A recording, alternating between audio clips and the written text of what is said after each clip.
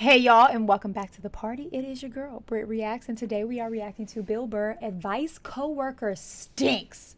Let's see what he has to say.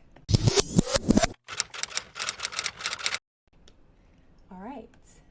I was actually sitting there waiting for the questions to come in, for my buddy to send them to me, and I saw that stupid commercial. Have you seen that commercial, the no drinking and driving commercial, where the dog is sitting there waiting for its master to come home, and it's sitting there, and the dude doesn't come home, so they make you think that, oh, maybe he died in a drinking and driving accident or whatever, and then the kid comes home in the morning, he's like, hey there, Fluffy, yeah, I couldn't drive last night, but I'm home now, how you doing?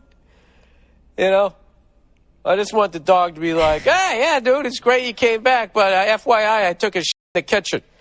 You haven't been home for like 15 hours. So don't even look at me like that. I peed on the carpet, and I need to go out right now, and I need some food, all right? Next time you're going to go out boozing, how about leaving some food out? Maybe some water? Every time you come home, I greet you like you accomplished something, even if you just went to the store. Would it kill you to leave out some food? Anyways, you can't do that anyways, because dogs would eat all of it in 2 seconds and then yak. If you left out 15 hours worth of food, they'd have it done in 15 seconds, because that's what they do, because they're dogs. They're animals. All right, let's read some questions for the week. That was such a, I thought this was going into a question. No, he just went on this rant. I don't watch a lot of television, and if I do, it's like on my Fire Stick, so there are not opportunities to see tons of commercials. So I've never seen that commercial, but I get the dog's argument here, whoever wrote that commercial. But I also have not owned pets in my life. But I do know, with cats, you can leave their food out for a week, and they'll kind of mosey around it. But I did not know dogs were not the same. Dogs will ravage through the food in the first hour and then be hungry if you leave them alone. I did not know that. They're animals. All right, let's read some questions for the week. Stinky coworker. Hey, Billy Switchblade. Oh my gosh. I work in a small office with another girl who is really nice and helpful. Her and I share a small cubicle, and I've noticed since the first day she does not shower, and she smells like B.O. Oh, Jesus. Anyway, since we are so close together for 8 hours a day. Bill, what was that? Oh, Jesus. Oh, what? Sometimes the Boston in him just oozes out. I feel like that was such a Bostonite thing. Y'all, this is, literally last night. I just told y'all I don't watch a lot of TV, but if you have watched any, I don't know, I said this in maybe one or two other videos. One of my guilty pleasures when I do watch TV is my 600-pound life. And I was sitting down, I was editing actually, and turned it on just as background noise, and the girl that came on spoke about, it was her episode, and she spoke about how she lost her job because because of her hygiene. And I was like, that is so terrible. For everyone involved, that's awful. The worst thing in the world, I think, or one of the worst things in the world is bad hygiene. And some people just aren't taught better, and that's awful. But to have to be in a work setting, oh my gosh. I get Bill's response. I don't understand what he was just saying, but I get it, because it's just oh, that is awful. Good grief. Anyway, since we are so close together for 8 hours a day, it seems to be ruining my concentration. My question is, how do I tell her to get rid of the smell without offending her or without getting my boss involved?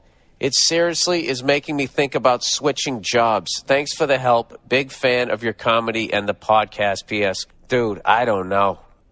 If it was a dude, you could just say it. How do you say it to a lady? To a lady. All right, well, let's just brainstorm here. By the way, 21-19. And they go up for 2 points. Seattle, well, they don't get it. Oh, the score to some game. Okay. They don't get it. Does he watch his sports while he does his podcast? 21-19. Seattle's going to win this. Score updates? Anyways. Okay. Let's see. What the I say? Hey, listen. I'm not trying to be a jerk. Yeah, you got to just kind of come in with that. You do. I love you. So they understand how serious you are. But, you just kind of, I don't know, how do I put this? You kind of smell really bad. I mean, how the there's no way to say it. Dude, you stink. Hey, listen, let me try this one. Hey, listen. I love these trying out scenarios. No, her name's Samantha. Okay. Come over here. I love that he's literally out loud, like sampling scenarios. This is a really tough one. But this is one of those situations where you just have to shoot it straight. Like, honest. You just have to shoot it straight. Like, hey, girl, we work together. I'm actually really fond of you. I think we work really well together, but I'm not sure if you've ever heard this before, because a lot of times people have heard it before and they need people to tell them, because if they live in that BO, they might not smell it. So it's like, I'm not sure if anyone's ever told you this before, but there's an odor in our cubicle that I'm really like, it's distracting me from my work. And I'm happy to recommend some products that I love and use. Like, I would go that route, like I love this deodorant, or I love this body wash, or you know what I mean? Like, 9 times out of 10 though, you say something like that to somebody and they're immediately embarrassed and they want to fix it. But there are some people who struggle with self-awareness, or they just simply don't give or they don't have the means to do so. But I'm going to assume if they have the same job and one girl can clean herself properly, the other girl could at least have the means to do so. Anyway, back to Bill brainstorming, because I'm thoroughly enjoying this. The people in the background, like, come over here, but stay there, if you know what I mean. Come over here, but stay. This is so tough. I want to hose you down. I what the say? I don't know what to say. You smell. There's no way to say it. Like, listen. I want to hose you down, I hate to be the one to tell you this, but you don't smell good. Yeah, you just gotta. You need to bathe more often. You're coming in every here day, and you smell like body odor. Dude, there's no way to do it. There's also no way to. The only way you do it is you go to your boss and then you look like or you can go passive aggressive. Like, tell us how, Bill. You could just bring in like a ridiculous amount. Oh, no, you go out and you buy a bunch of air fresheners. All right? That'll and make you just it worse. Stick an air freshener in the funk and fragrance together? Absolutely not. Like, try to mask it with a fragrance. And there's also levels to body odor. Like, are we talking like underarm body odor? Or are we talking like hot spots are steaming body odor? You know what I mean? Those are very different. One, I think, is more manageable or tolerable than the other. The hot spot situation being funky? Girl, we are too old. It's your big old age. If you're sharing a cubicle, you are of age. You go out and you buy a bunch of air fresheners. No, all right? Bill. And you just stick an air freshener in the cubicle. Okay? No. And if she doesn't get the hint, the next day you have 2 air fresheners. Wednesday there's 3, you get the point, right? And you just keep bringing in more and more. Or like bring her a basket from like Bath and Body Works. Until she finally takes the bait and says, why do you have all those air fresheners? Why do you keep putting all these air fresheners in there? And without saying a word, you look at her, you hold your nose, and then you just point at her. And then that's it. That is and then so you turn back childish. around and you go back to work like it Bill, never happened. that is so childish. When she runs out of the cubicle crying, you quickly take all of the air fresheners, you throw them in the basket, you tie them off, you hand them to a coworker who's obviously been informed, of what to do. You hand it off to them, and they sprint to the trash bin and they throw it out. Then when the boss shows up and says, why did you tell old stink toast over here that she smelled? Stink toast. The things that he comes up with, old stink toast over here. Oh my gosh. What would happen in a situation like that, though, is the girl would have the nerve to complain about how much air freshener there is. She would be the one to be like, this fragrance is so loud in here. It just is overwhelming. She would be the one to complain about the fragrance. Of course. That would backfire badly. And says, why did you tell old stink toast over here that she smelled? You're like, I never said that. I never said anything. Yeah, technically you didn't. You just held your nose and pointed. She says you have a bunch of air fresheners. There are no air fresheners here, sir. I do not know what you're talking about. And you just deny all of it. Bill. did you at any point pinch your nose and point in her direction? Well, does she I stink, have no sir? recollection of any type of behavior. Sir, I was at my does she cubicle doing stink? my job. Did anyone hear him pinch his nose and point in her? Absolutely not. No one can hear that, sir. Even if he did, and you're covered.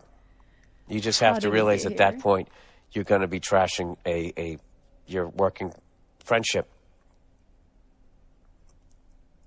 What if you just went out and you bought some lady's deodorant, right? See? And you put a little pink bow on it. See? And when she walked in, you bowed your head and genuflected as you held it up to her. I'm trying to think of a nice way of telling somebody that they stink. A female. These are horrible suggestions, Bill. All right, here's another one where you could get like your other coworkers involved.